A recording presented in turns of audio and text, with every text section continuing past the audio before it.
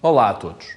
Nesta aula vamos falar das garantias que as instituições de crédito podem exigir como forma de assegurar o pagamento dos empréstimos que concedem.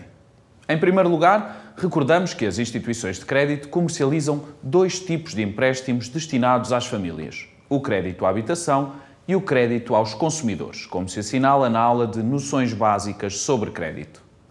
No crédito à habitação, as instituições exigem normalmente como garantia a hipoteca da casa que se compra com o empréstimo. Também é usual exigirem outras garantias como a fiança. No crédito aos consumidores, é comum a prestação de garantias como a fiança, a livrança com aval, o penhor de bens móveis ou a reserva de propriedade, no caso do crédito automóvel. Nestes créditos, não há lugar à constituição de hipoteca. Vejamos então um pouco melhor cada um destes tipos de garantia. Comecemos pela hipoteca. A hipoteca recai sobre um bem imóvel, uma casa, por exemplo, e por isso diz-se que é uma garantia real. A hipoteca sobre bens imóveis, que podem ser do devedor ou de um terceiro, dá à instituição de crédito o direito a ser paga com prioridade face a outros credores com o dinheiro da venda desses bens. Como dissemos, a hipoteca é a garantia que tipicamente as instituições exigem na concessão de crédito à habitação. Assim, a casa que compramos através do recurso ao crédito fica hipotecada no momento da contratação do empréstimo. Quer isto dizer que, se incumprirmos as obrigações de pagamento do crédito à habitação, a instituição pode promover a venda judicial da casa e utilizar o dinheiro da venda para pagar os valores em dívida no crédito à habitação. Importa terem atenção que o valor da venda da casa pode não ser suficiente para pagar todos os montantes em dívida. A fiança é uma garantia prestada por um terceiro, o fiador, que assume pessoalmente a responsabilidade de pagar as prestações do crédito quando estas não sejam pagas pelo devedor principal, que é quem pediu o empréstimo. Por isso, diz-se que é uma garantia pessoal. Um fiador de um contrato de crédito pode assim ter de se substituir ao devedor principal caso este não pague atempadamente as prestações. Em caso de não pagamento do crédito por parte do devedor, há situações em que a instituição de crédito pode exigir diretamente ao fiador o pagamento dos valores em dívida e outras em que o fiador tem o chamado benefício de execução prévia. Quando o fiador tem o benefício de execução prévia, pode recusar-se a pagar os valores em incumprimento no contrato enquanto a instituição não tiver esgotado todas as possibilidades de cobrança junto do devedor principal, incluindo a execução dos bens desse devedor. A execução de bens consiste na venda de bens através do tribunal para liquidar as dívidas. Todavia, há contratos de crédito em que o fiador renuncia ao benefício da execução prévia. Isto significa que a instituição de crédito pode exigir o pagamento diretamente ao fiador em caso de incumprimento por parte do devedor. Se o fiador também não pagar os montantes em incumprimento, a instituição de crédito pode executar os bens do fiador, mesmo que ainda existam bens do devedor que pudessem ser executados para pagar os montantes em incumprimento. Outra garantia é a livrança com aval. É outro tipo que, por vezes, é exigido pelas instituições de crédito.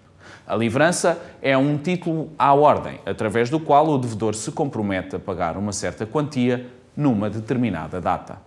Na livrança com aval, existe também um terceiro, que é o avalista, que garante pessoalmente esse pagamento. Em caso de incumprimento pelo devedor das obrigações de pagamento do crédito, a instituição pode acionar a livrança, através do chamado preenchimento da livrança pelo montante em dívida. Quando aciona a livrança com aval, a instituição de crédito pode exigir o pagamento diretamente ao avalista, incluindo através da execução dos seus bens, mesmo que existam bens do devedor principal que pudessem ser executados. Assim, no caso da livrança com aval, a instituição de crédito pode optar por recorrer primeiro à execução dos bens do devedor ou por se dirigir diretamente ao avalista. Outro tipo de garantia de crédito é o penhor de bens móveis, como ações, obrigações ou outros ativos financeiros. Em caso de incumprimento das obrigações do crédito, a instituição pode vender o bem empenhado e utilizar o dinheiro dessa venda para pagar valores em dívida relacionados com o crédito. No crédito automóvel, é usual existir uma reserva de propriedade do veículo a favor da instituição de crédito. Neste caso, se o devedor não cumprir as obrigações do contrato de crédito automóvel, a instituição pode assumir a propriedade do veículo e utilizar o valor da sua venda para pagamento do crédito.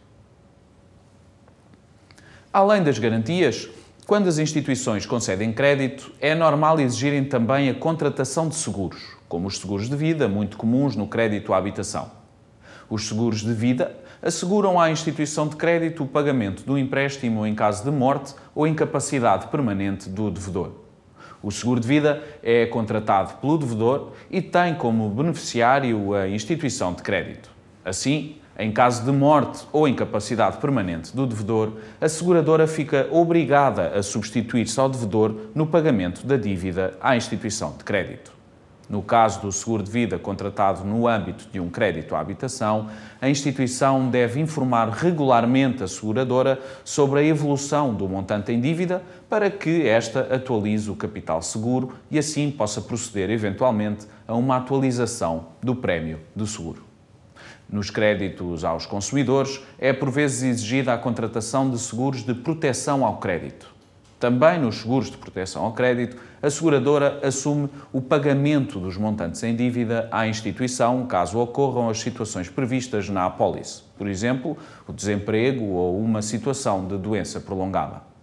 Chamamos a atenção para a importância de, previamente à contratação de um seguro de vida ou de um seguro de proteção ao crédito, analisarmos cuidadosamente as suas coberturas, ou seja, as situações expressamente previstas em que as seguradoras assumem o pagamento do crédito.